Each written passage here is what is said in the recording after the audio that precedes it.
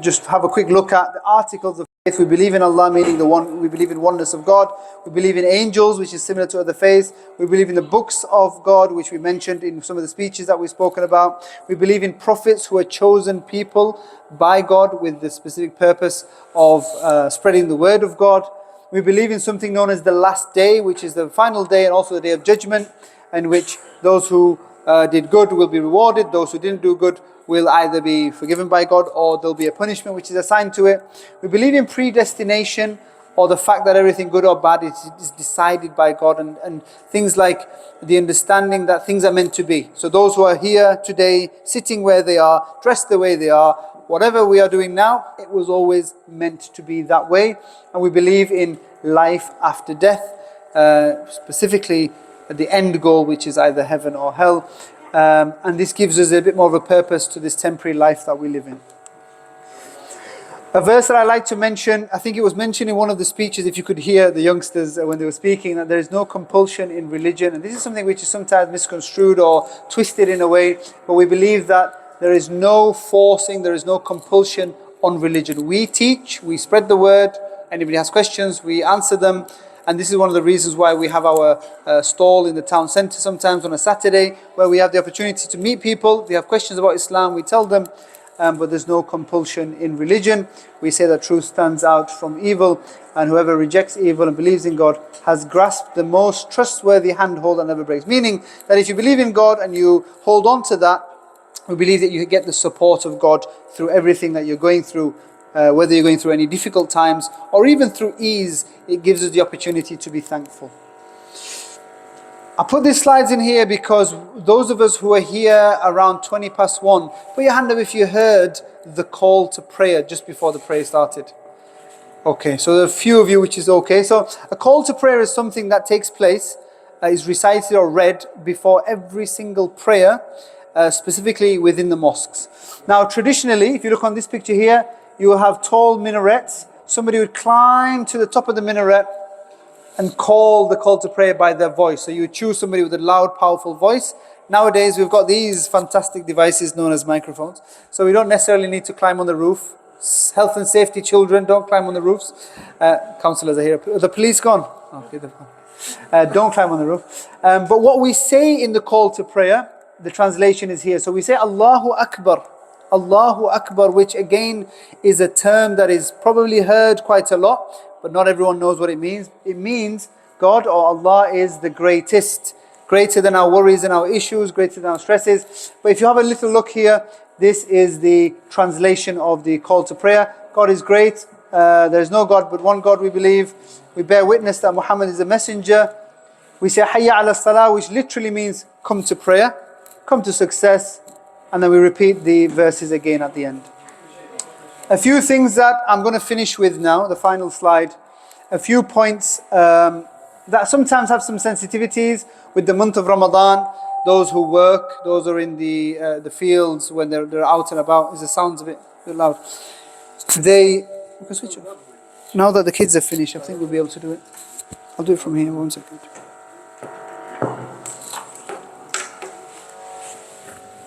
You ready for the sound?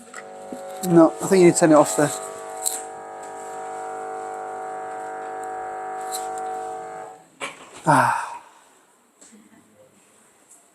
Just take a moment. So what I'll do then is I'll just finish with this. I think my voice should be loud enough. Can you hear me at the back? Yeah. Some of the sisters said no. I'll try to shout. Is that okay? We've just turned it off. So the month of Ramadan, as we mentioned, it can sometimes cause a few sensitivities with regards to work and with regards to even some of the kids going to school. When somebody's fasting, it can sometimes affect people's energy levels and so on. And after the month of Ramadan, we have a celebration day. It's not a public holiday in this country, although many schools, many workplaces are now familiarizing themselves with the festival days. One of the issues that we have when it comes to our festivals and even our calendars, our Islamic calendar, it is a lunar calendar, which means we follow the moon cycles. So we don't know exactly when the days will happen prior to that day happening. For example, if somebody asked me, when is the next Eid, when is the next celebration day, I couldn't give you an exact day right now. I could give you an exact day according to the Islamic calendar, but the moon has to be sighted. So people go out looking for the moon, or even they look at predictions and so on. They know when the moon the new moon has started, or the birth of the new moon. And therefore that can cause some issues with people trying to get days off and things like that. The Hajj trip also is another thing which can affect daily routines of lives and so on. I put this one point on here, and I think a lot of people appreciate me mentioning, that when it comes to handshaking, especially between male and female, when it comes to the Islamic tradition, there are some sensitivities. Some people are absolutely fine with it, and men and women will shake hands from Muslim background and not. But specifically speaking, touch, physical touch of any kind really, has significance within the faith. It bears some sanctity and it has some holiness to it. And we say that is reserved for people who are permissible for one another. So husband and wife, mother and child, father and daughter, uncle and nephew and so on, and niece, so on. So we keep touch specifically in holy matrimony or in family ties. And this is one of the reasons why when we pray, as I mentioned, when we're standing shoulder to shoulder, we bow down, we prostrate and so on, the nature of the prayer, men and women would pray separately. The question then arises, what if you meet a Muslim person and you want to shake their hands? What do? There's no blueprint. I think COVID made it a little bit easier for a lot of Muslims because nobody was shaking hands. But generally speaking, the advice I usually give to people is just to put your hand on your chest and just to kind of say, good morning, peace be with you, Assalamu Alikum, whatever. It gives the same message across as well. And I know that it's a very cultural thing, especially in this country. I give an example of one of the sisters, one of the ladies who's due to be here. She's on her way because she's bringing one of the devices that we're using. She was saying that she came from Egypt. She came on a scholarship to study a PhD. And she emailed her professor, her supervisor, before she came.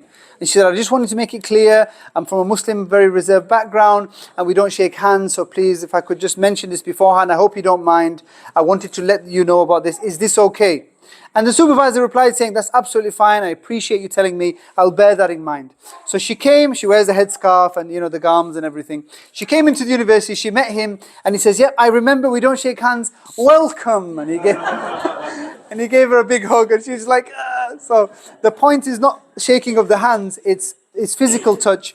And this is something which, it can sometimes be a little bit awkward. Somebody puts their hand out, and then somebody's like, do I shake hands or not? Or for example, somebody may know that I don't shake hands with somebody. Somebody next to me may, as a Muslim person, may put their hand out to shake hands with a female, and then they're looking at me thinking, why didn't you shake my hand? Is there something wrong? And it can cause some issues. So I usually like to mention this just so people are aware, and they can kind of keep that in mind. The madrasa system is the children's classes that take place after school. That can sometimes affect people in terms of the timings, in terms of schooling and so on. Family life also. Because we don't really have time to talk about in the presentation, we can talk about this later. I'm going to end there because I know we do have a few other things planned. Any further questions we want to take at the moment? Yes? Is there a sort of organisation that sits above individual mosques that determines matters of doctrine? So what we can say is, welcome, thank you very much for coming. What I can say with regards to this mosque specifically, we are part of a larger organisation known as the UK Islamic Mission. There are about 50 branches up and down the country. But specifically with regards to supervising all mosques, we don't have that system within the UK yet. We do have something known as the Muslim Council of Britain, which we are a member of. But for every single mosque, we don't have that structure in itself. Because a place of worship specifically, it would be used as a place of worship, and we are part of an organisation, so whenever we have any issues, especially when it comes to doctrine and other things, we go through one route. But you will find different mosques, different places, even different denominations, even within the city of Hull, you will find. But majority of the mosques within Hull now, we're all we all understand each other, we're all on the same page, we all have the same background. But as one set organisation, I wouldn't say that we have one. There isn't a hierarchy system. Yeah, there's no hierarchy system like you would probably find within other faith-based religions. Cool. There will be opportunity for more questions, especially on a one-to-one basis. I would like to say that there is a stall on the corner over there. It says free Quran English translations, and there's a table there. You may find some guys there. If you have any specific questions, you can feel free to ask them, or you can grab me later on as well. These are some of the contact details for the mosque and also for myself. So feel free to make a note of these. These are specifically for the mosque. If you made a note of these, we're going to take a picture. Feel free. What we might do is we might leave a piece of paper. If anybody wants to leave their details, then I can contact you with, even if you want the slides or if you want more contact details or anything like that, especially for school visits, we can organize that later on. This is the other slide. This is specifically for myself. If you're going to take my number, please don't share it without my permission. Otherwise, I get random phone calls in the middle of the night. I think we'll end it there. Thank you very much for listening. I appreciate your time, appreciate your patience, especially with my sound and also the sound of the microphone. What we're going to do now is we'll take a little bit of a break. Feel free to get more refreshments, but please do not leave because we still have a tour of the mosque to come. And we also have the quiz, which is going to be a fun quiz to take part in. So please free, thank you very much.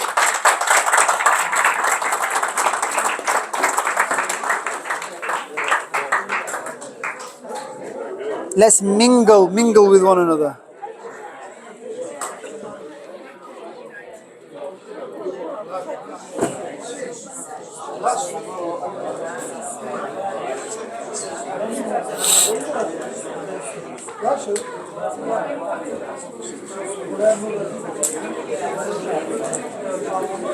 Done? No, it's okay. These girls, man, they don't have to be quiet, man. It's way out of the schedule. yeah. What time was 3 o'clock? What was supposed to happen? Alaikum assalam. 2:30 was a tour. 3 o'clock was question answer. We've made the quiz quite short, so it should be okay, inshallah. What are you after, sorry? You okay? Yeah, I'm just looking. No, I thought you need a toilet or anything. No, it's okay. You okay? Yeah, thank you. Good, nice to see you. You should not give a long break. People should not leave. Should we get more samosas done? I didn't hear what you There's said. another plenty at home. She was saying if you need them, just let me know. Ma'am, I didn't hear what you said. That's fine, don't worry about it. It wasn't for you, it's for the non-Muslim guests. So off you go. Yeah, it's okay, we can give a quick tour of the mosque. Go. Everyone listen, go.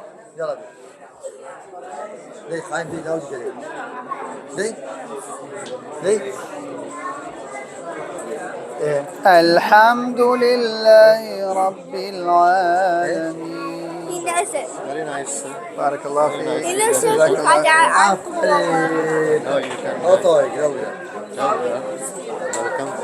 Oh yes, He's talking. Emma had. We need her.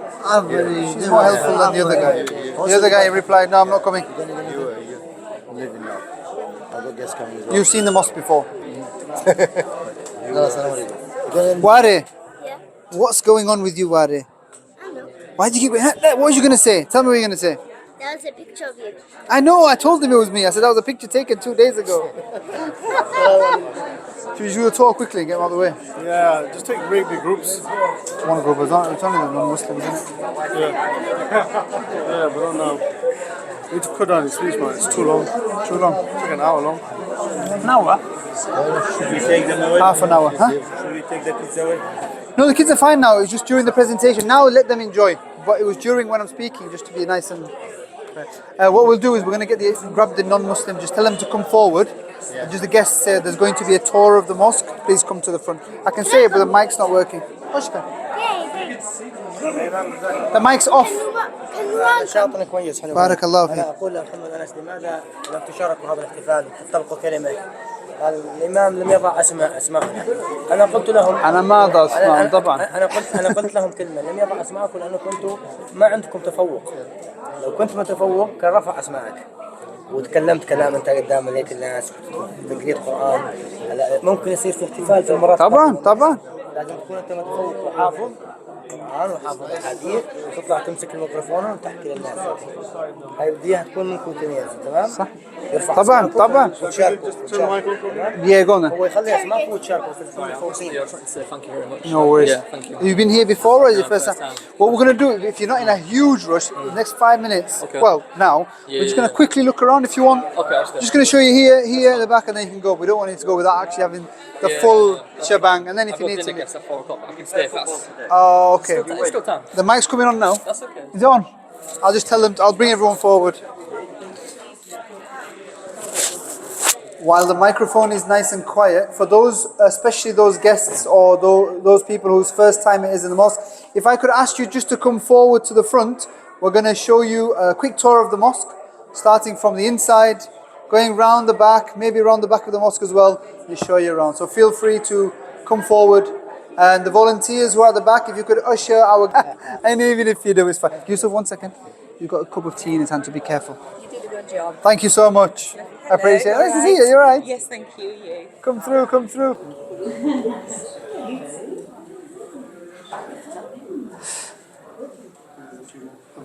Just for those who are here, I think you may recognize the picture. If you look down that direction, it's slightly different, but you can get the feel for it. So I'll come to the side. Assalamu Alikum everyone.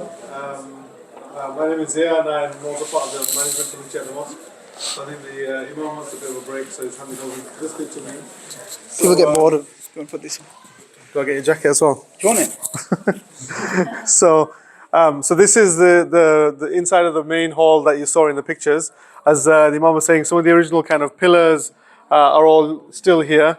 With the way energy prices are going, we had to put even more insulation above the false ceiling. Otherwise, you would see the lovely ceiling that was here before. But we've had to obviously change the windows, put some double glazed windows in, but the rest is pretty much the same.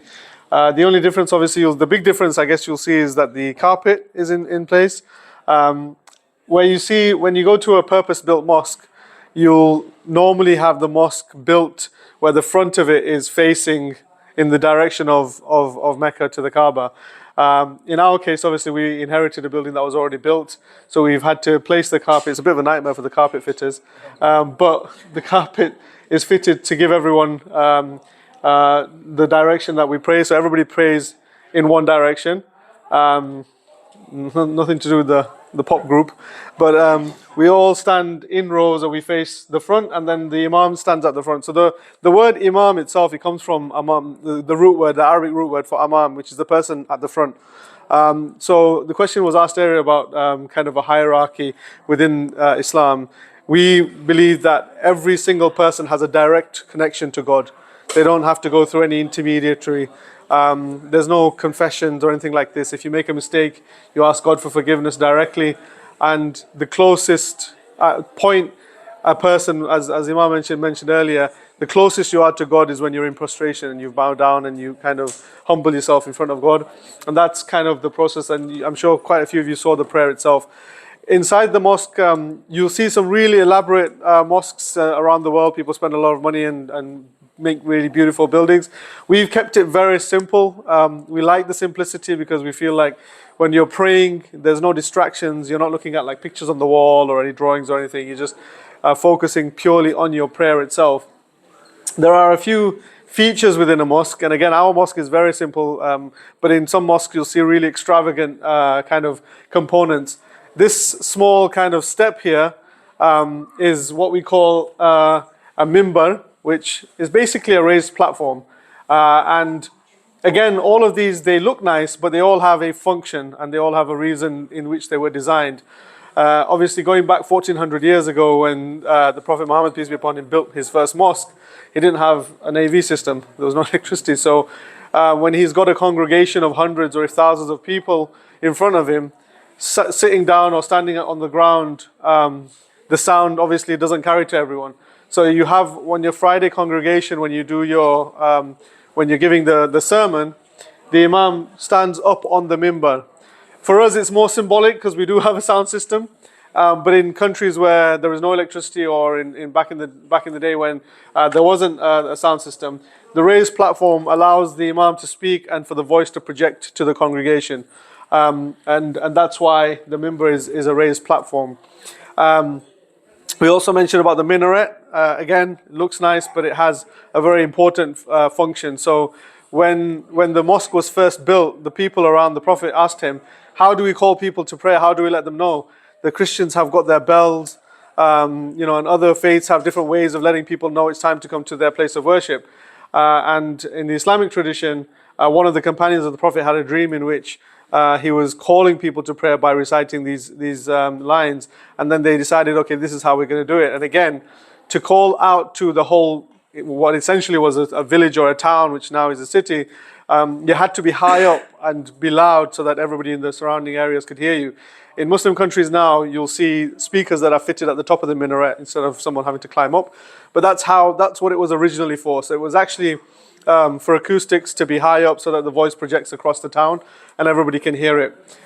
We don't have a minaret here because, again, we don't need to do a call to prayer out loud to the neighbors because most of our neighbors are not Muslim and we don't want to disturb them in the middle of the night. But we do have a replacement for the minaret. And you'll see it just outside on the main building when you go out, and it's a huge pole, and that's actually a radio transmitter. So under the minbar we have a radio transmitter, and when the speaker is switched on, all the Muslims in the Muslim community in Hull, they have a receiver in their home, and when we do the call to prayer, everybody hears it within their home. So you're not disturbing any of the neighbors, but for the Muslim community, they'll know that it's prayer time. Because as soon as this switches on, the radio switch on and they can hear it. And we also now, in the modern age, have an app. So, yeah, most of us have the app on our phone. So as soon as the microphone is switched on here, the app triggers in your phone to say it's prayer time, and you can listen to the call to prayer, you can listen to the sermons, etc., etc. So that's actually the function of the minaret and the minbar. Most mosques also have something called the mihrab, which is basically usually kind of within the wall, and you'll have seen it in mosques where it's like a concave space within the wall, and again it's usually quite heavily decorated, but it's all again down to function. So when an imam is standing here and is speaking out, you can hear me from there without any speaker, but when we start the prayer, the imam also has to face Mecca, so he stands facing this way, and so for all the people behind, it's very difficult for them to hear. So instead, they have this. They came up with a system where it's the wall. Basically, the sound bounces off the wall and projects out over his head to the congregation. So that's why we have something called the mihrab, which is in most of the kind of purpose-built mosques. Again, in the UK, it's more symbolic because we just use the sound system. Yeah, we kind of like created one in the corner, but it's not quite. So this is the main prayer hall. Of course, most people know that before we come to the prayer, 5 times a day is purification for the soul, we believe, throughout the day, to keep you anchored to God throughout the day, so that, you know, as human beings, we kind of go a little bit off track, we make mistakes, etc. And we feel that if you're constantly connected with God throughout the day, it kind of steers you back onto the right path. And that's kind of the spiritual cleanse. But before we do that, we also physically have to be clean as well. And of course the floor, you'll notice we don't wear our shoes or anything, so we don't bring any dirt from the outside. We clean it, try to clean it regularly to keep it clean, but we physically also have to wash ourselves, and so we have ablution areas for men and women attached to the bathrooms, and we can have a quick look at that as well. I mean, it's going to be a bit of a tight squeeze, but maybe we can just kind of, should we just walk through and then maybe have a yeah, we'll go through this way. Hopefully it's not too wet. Isra, come and grab this door. Sorry.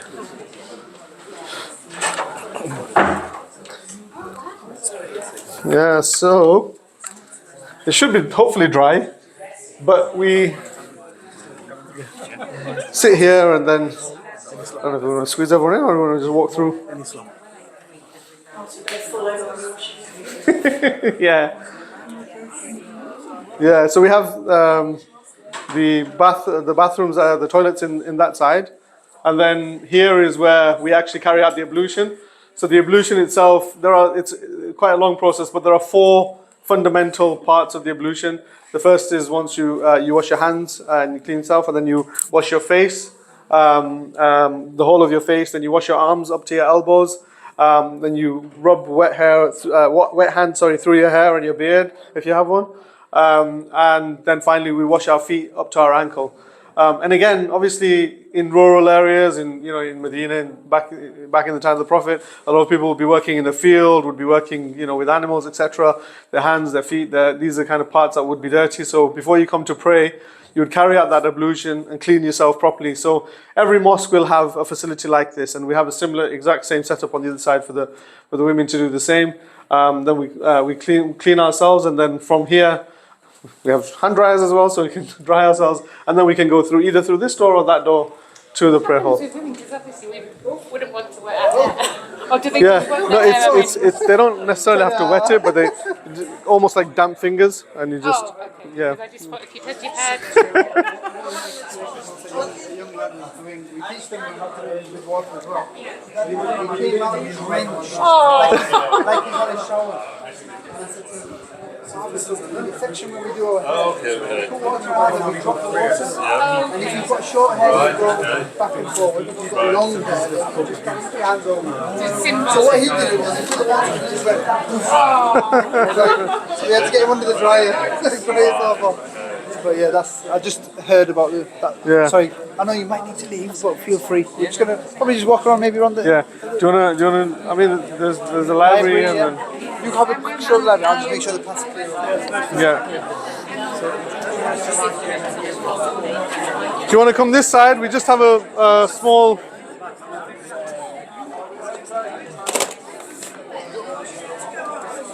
I think now everyone gets their information off the internet, but there was a time when libraries were needed. So the prayer is a really kind of important fundamental part of the faith. So if you can't, for example, if you're sick or you're traveling or whatever, then you're exempt and it's fine. But if you just miss it out of laziness, you can make up for it later. You can do it again later. So if you miss that time, so for example, there's an afternoon prayer at 1:40 or whatever, or between 12 and 2. If you've been busy or you've been at work or whatever, you can do it later on in the evening. Anybody who's travelling. Yeah. So when you're traveling, there's actually an exemption. So if you're traveling more than, I think it's 35 to 40 miles away from your home, then your prayers are halved. So you don't have to do the full prayer, you just do a short version. And also instead of doing 5, you combine 2 sets of 2, so it's only 3. So and you can do, for example, if you're traveling now, you can do 2 sets now and then not pray for the rest, till sunset, and then do 2 then, rather than doing 5. So you can like make it up during the Yeah. day. Right, yeah. And when you're traveling, there's a lot of exemptions. When you're traveling, when you're sick, if you're pregnant, for example, there's exemptions for fasting and things. You're not expected to fast if you're pregnant because you don't want to affect the child, etc. So there's lots of exemptions on circumstances. But the idea being that the faith shouldn't be difficult on a person physically or whatever. So you wouldn't always have to come to the mosque to pray. You can do it at home. Yeah, or work, or if you're away. So if you can't make it, I mean, it's better for you to come and pray in the mosque if you can. Yeah. But obviously, in the modern day, people are working. People don't all live around the mosque. So some people live too far; they can't make it, etc. So yeah, there are definitely exemptions. Yes, we haven't started yet. I was just asking how people fit the back bread and to explain or if you're travelling. Yeah, there's exemptions when you're traveling. Yeah. Deer. What? Deer. Yeah. Or stag. I don't know. Do you want to get any more refreshments, and then I think we'll do the quiz. Yay! Yeah. Now the phone. I haven't got phone. I mean, I don't really need to know. Huh? Where's your phone? I don't know. You're on it. वो controller पे ना ये front speaker को बंद करें तो ये आवाज़ बंद होता है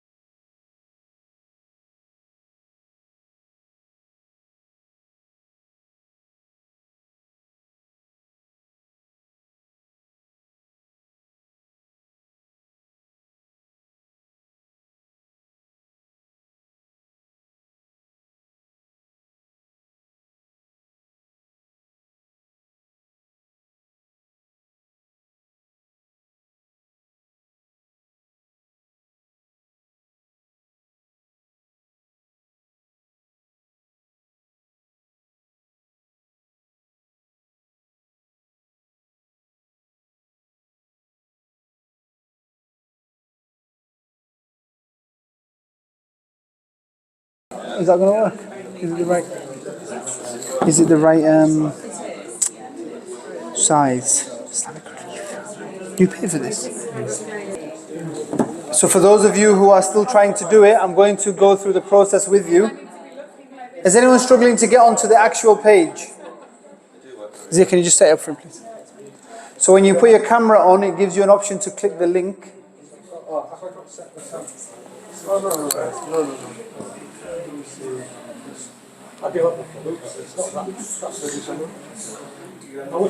The first thing that comes up is the privacy policy. You don't have to accept it if you don't want to. Oh no, you have to accept it, I think. Next. No, I accept the privacy policy. Are you over 16? Yusra? Your dad said yeah. If your dad said yeah, then yeah. And then just screen name and full name, that's it. And then join. Are you in? You sure? It says waiting for the play to start. Ah, okay. I think it's just like a Zoom meeting, but it's not work. We've got 14, 15.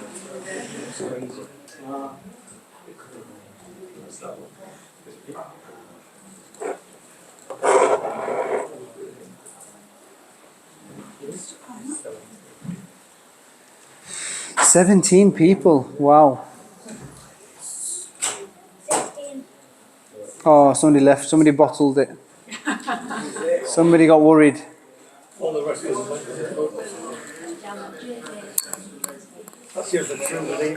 That's the one. Just to let you know, there's not too many questions and it's not too difficult. Don't worry. I can see the nerves.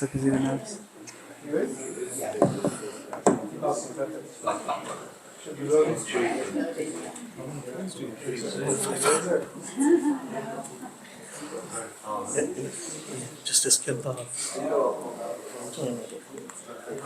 Okay, everyone in? Zia, just check outside, see if the other guys are going to come and join. We found the trick to keep the microphone quiet as well, but we only found it now. So turn all the speakers off in there and it works. It's just a short video. Yeah. The problem is I don't do the main video. I put it in the main video. So it's not a short video. Yeah.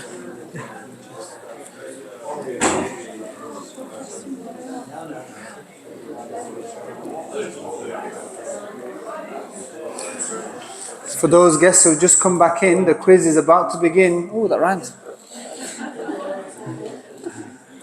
Oh, here we go. We've got somebody who's ready. He's running. He's running towards the front. I like it.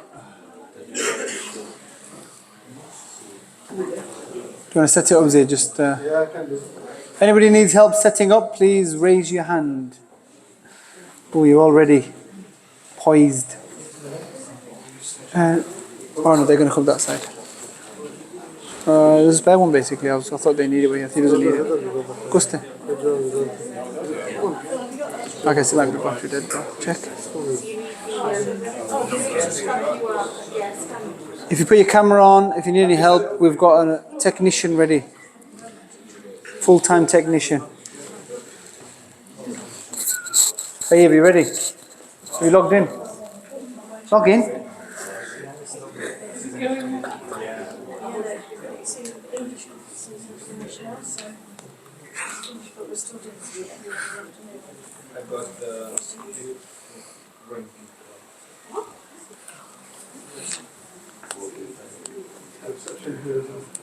While some people are still joining, just to mention, not the rules, but the rules. No. Basically, there'll be a question that comes up on the screen, but the advice is not to read the question on the screen because it's a bit of a lag. You follow the instructions on your phone. Is it live? Are you sure? I'd still say look on your phone. You will get points. You will get points if the answer is correct. You'll get more points if you do it quicker. So the quicker you do it, and it's multiple choice. It's multiple choice? Multiple choice. The quicker you press the button, the more marks you get, obviously, if you get it right. Which Wi-Fi is it? Just remind me. 6757.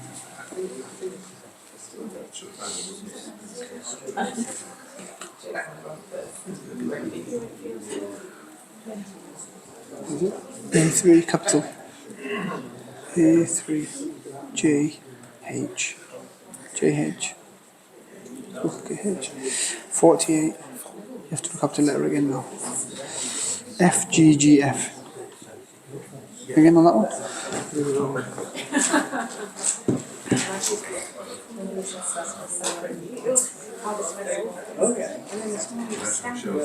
Oh yeah, fine.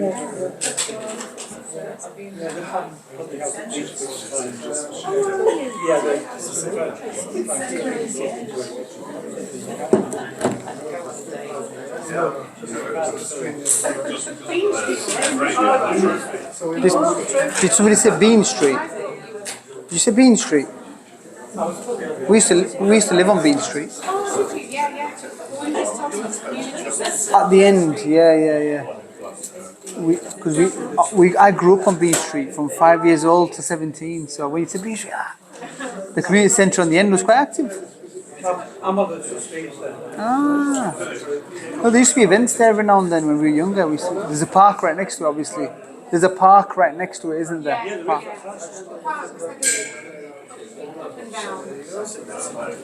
Yeah. Everyone else ready? Yeah. Oh, we've got 20 people, so if you're not ready yet, you will never be ready because we're beginning now. Okay, as I mentioned, are you following on the... When? Okay, so is on that screen, on this screen? Wow, technology. Oh, someone's asking you need to enter the quiz code. Does that mean they're not on the right page? No, you're right. You just got to wait. You just got to wait. Okay.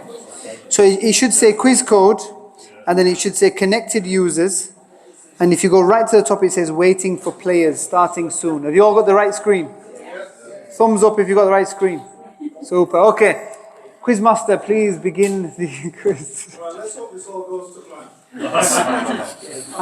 I've got a feeling it's connected to the screen. Oh, here we go. Ready? 3, 2, 1. Look on your phone. Islam is an Asian religion, originates from the Indian subcontinent. True or false? How long we got? Oh, you've given way too long to answer the question. Come on, you've been soft with them. So it's true or false?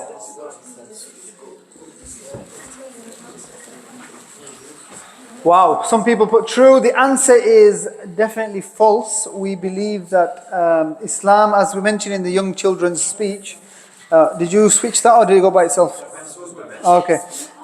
So, can we not see that screen anymore? Okay, this is the leaderboard.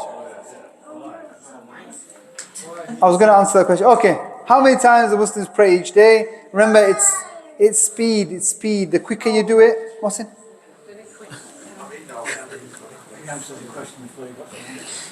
You can do it on here if you want.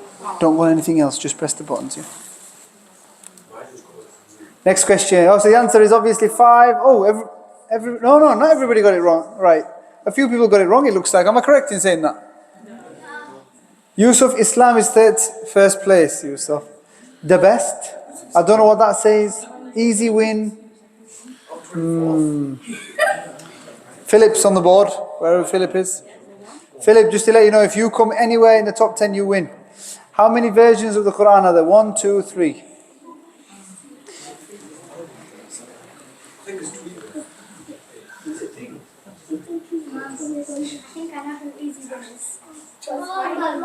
Oh, no. So we believe that there is only one version of the Quran in its original form, and wherever you go in the world, you will recite it in the same way. Philip, what happened? It's speed as well, remember. And just to let you know, one rule I'm going to mention towards the end, but after answering this question, Allah is the Arabic word for God.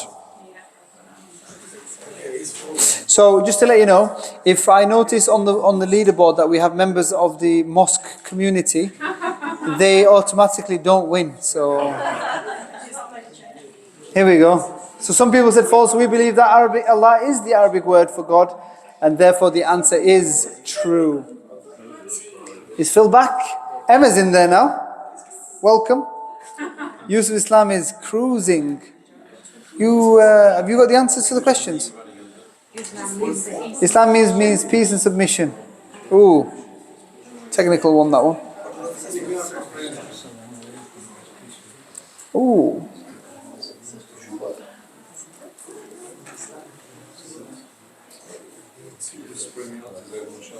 We're going to go with true for that one. Somebody put false. If you could just pause it there so I can clarify that question. So, Islam specifically, if you're listening to the kid's speech and you could hear it, Islam means submission and obedience, but salam is also something which is links to the word Islam, means peace. As you were saying very rightly, Assalamu Alikum, which is a greeting, means peace be upon you. So, salam, Islam come from similar roots, meaning submission and obedience, or salam, which means peace. Carry on. Oh, 15 seconds. Are you going to skip that? Yusuf Islam still in it. Emma's still there. Very good. So it looks like Emma's going to probably win this at the moment. Oh, Phil's back. Welcome. Wakan. Oh, Wakan. Oh, we know who that is. Muslims believe the Prophet Muhammad was the last prophet who received the revelation of the Quran. We've gone for a true and a false this time. It's nice and easy. Oh, some people have lost signals. Some people have lost signals. Blame. I'm gonna call the council and say there's no internet signal around here. The council has left, but Emma's still here. Emma, sort the internet in this area. What's going on? Oh, Jim's in. Who's Jim? Jim, yes. Jim's in there. Nazir, is that you? How are you two sat next to each other but not exactly the same score? Muslims believe in reincarnation. Did you put false? Put false. Oh, who put false? The answer is false.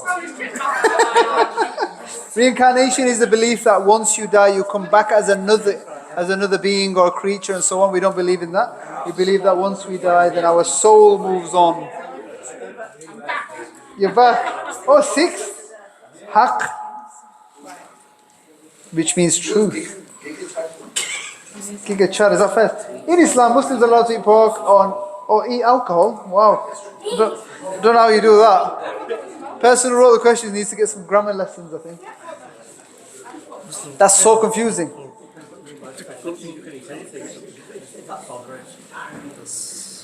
The answer is false because it doesn't matter what occasion it is. We don't eat pork and we definitely don't eat alcohol. We don't drink it either. Oh yes, so Emma, you still there? 5th? Moving your way in top 5. Phil 7th, lucky number 7. Muslim believes in Jesus, Moses and Abraham as prophets. Oh, did you say true? True. You're not going to fall for it again, are you? The answer is... What's the answer? True. Very good. Hey, but you taking pictures of me instead of doing the quiz? Very good. I think on the leaderboard there's somebody who's trying to get free advertisement for the YouTube channel, it looks like. Sub to Halal Bros 521. Is that your YouTube channel or something, yeah? Emma's there, moving up 4th. It must be quick. Phil's in 6th. Phil, you look really focused. I like it. During Ramadan, Muslims fast, which means they don't eat from sunrise to sunset. They can drink water, but they can drink water. You have to read the... That's me.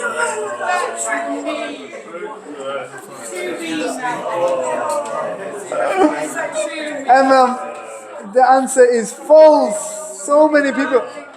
You have to read the... Listen, the teachers always say, read the full question. Phil's still there. Emmy's still there. Hey, you going to 4th? How do you manage that? Yeah, basically. Those who are not in the top 10 got it right. In prayer, the Muslim prostrate to Muhammad.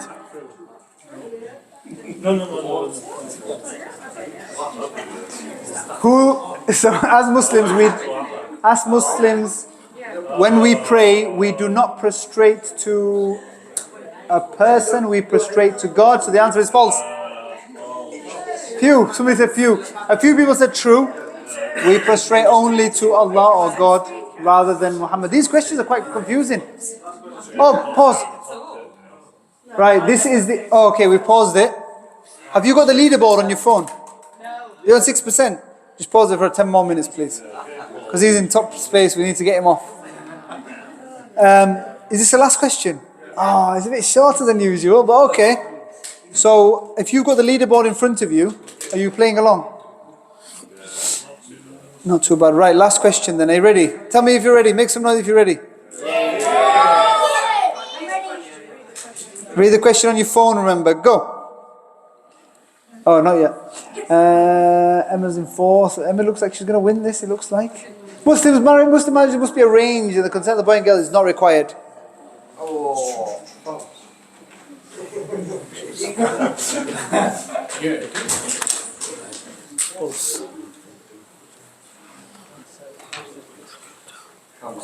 True is not the right answer. False. Okay, so there's a leaderboard now, obviously. Sorry, pause, yeah. The question was about, so obviously in some cultures there's a misconception that Islamically you don't get the choice, you don't get to say whether you're a boy or a girl, male or female, but from an Islamic point of view, you have to get consent. There must be some consensual agreement. Arranged marriages are not uncommon, however, and that's a cultural thing. Some people, even nowadays, the marriages are arranged for them, but there will always be consent. There are examples from the time of the Prophet, peace be upon him, in which two people married and the woman did not give consent. So she went to the Prophet, peace be upon him, and said, I did not give consent to this. So he then went to the couple and he said, this marriage is dissolved because there was no consent. So in that sense, it is something which is a key part of the faith as well. So that was the final question. Have you all got the... the leaderboard should be there now. This is the leaderboard. So, first place, Yusuf Islam. I don't know how to pronounce that second one. The best in third. We're obviously not the best. Emma fourth. So we're going to say with Emma being... Oh, here we go. Oh, there's actual board. Okay. Emma being fourth. Who's the best? If you could raise your hand. Oh, we're all the best. Are you the best? Yes, we are. Giga Chad? Where's Giga Chad? You. Whoever it is, we're going to get proof because it comes on your phone. Yusuf Islam, well done to you. Yeah, so all three of you are disqualified. So Emma, you are the winner. Well done. Emma and John. For those who came in first, second and third, we will give them something. But the winner's Emma. Mujtaba. Who's Mujtaba? We'll give you that one. We'll go second. Haq. No chance, Haq. No way. No, you're not getting that. Nazir. Who's Martin? Martin. Oh, two Martin. Oh. It's not me. What does it say on your screen? I think it's not Don't say that. Why not? Hey. If you heard that loud and clear, come see me. Martin. Oh, where's Phil? I was looking for Phil. Martin will say, we'll go for Martin second. And who's easy win? You didn't win, so you're definitely not going to get anything. No, we really appreciate. The point of the quiz was, can anyone tell me what they may have learned from this quiz? Read the full question. Read everything. Don't take things out of context, which is also very relevant to some of the teachings in Islam. Taking things out of context can really cause confusion and issue. Huh? You did not do well last year. It's a different quiz this year, isn't it? Yeah, you've learned quite a lot in your time. And also, it's healthy competition, a bit of fun. And again, like I said, within mosques, some people have that the impression that it's just a temple or a place of worship. Everyone's too serious. You go in, no one knows what goes on. We've had people who walk past daily going to work, and they've come in for training sessions, and they've said it's completely different to what we expected. So the point is that the place of worship is a place of fun. It's a place of a bit of entertainment, happiness, but also the spiritual side of it when we do our prayers and our worship. So hopefully you enjoyed the quiz. We're going to speak to the guy's opening the shop now to come and provide us with the goods for the quiz. He has no idea that that's happening, but he's opening the door for the winners. We really appreciate you coming. The person who was coming with the VR headset was coming from York. 3 trains were cancelled. They went to Leeds. I think they're still on the way, bless her. She said, I'm still coming. So if anybody's still here by the time, if she's arriving or arrived, Mohsin, then feel free to stay behind for that. If there are any snacks left, no, whatever's left, please feel free. But can I just say we really appreciate your visit. We hope you've had a good time. We hope you come again. And we finish as we started with the greeting or the finish of Islam, the greeting of Islam, which is Assalamu Alikum. May peace be with you. Thank you very much.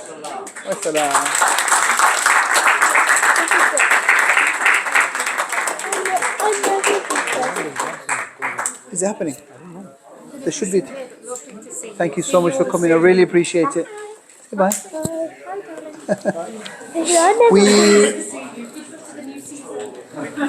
Yeah, feel free to mingle, look around, walk around, ask any questions at the desk over there.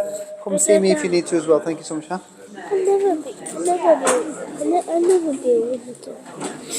Even if you win, you couldn't win because we had said that only the non-Muslims are allowed to win. Surprise me. Because it was really simple questions. You get a hug as a prize. Salam. You okay? Jim. Nice to meet you, Jim. I saw you on the board for a second. I work with Naz. Oh, bless you. He's a good friend. The good lad. He's a good guy. So I've come along today to try and understand Naz's faith. Cool. His belief. Okay. Great. I've really enjoyed it so far. Super. I know you came towards the middle. I saw you coming in. So I'm talking to people 1 second. Obviously there was a presentation about Islam, some of the basics. The main thing I would say, and maybe something for you to ponder on and then maybe come back if you have any other questions. You don't work on Saturdays, do you? MSB to John. Who's John? John was the guy who, I think that was doing it with him. We do have a stall in town centre. We start at 3 p.m. We finish at 5. It's just outside the entrance of St. Stephen's on the town side, not on the other side. So feel free to come there as well. We have some guys there who we speak to people about Islam publicly, just if anybody has any questions. And obviously you're welcome to come with Naz or on your own anytime. I'd say just something to take away from the point of the religion is that we believe in the oneness of God. So I don't know what your position is with regards to God, no God. I don't believe. I believe in some sort of spirit. Okay. I'm not sure what it is. But all religion is of interest to me. Good. And I really admire people who have faith. You know, that's kind of what brought me here. That makes sense. That makes total sense to me. So you believe there's something out there. Don't know what it is, don't know who it is, don't know what it could be called. Okay, so from our point of view, I would say that that thing that you're referring to is God, ultimately. Problem with the word God is that it's different, means different things to different people. Yeah. So when you put a label on something, a lot of people then are closed off to, I don't believe in God, I believe in something. So we believe that something, the attributes of that thing, we would say are things like the one who sustains, or the thing that provides, or the thing that was never created, but it creates. So for example, we believe in the Big Bang Theory. Some people don't believe in it at all. We would say, well, yeah, even in the Quran there's description of a bang and a tear, how the world was created. But we say that the permission for that to happen, rather than coincidence and chance, and 0 + 0 = 1, because nothing plus nothing meaning equals something, we say there was a creator from the beginning. So that I would say, kind of marries up with this notion of something out there. Yeah, that's I don't know what it is. Yeah. I believe in something. I'm not sure what. Yeah. I think that's a good place for you. Interest me. Yeah, I think it's a good place to start if you're on your journey of just learning a thing and knowing people and so on. Understanding, that's what it's all about.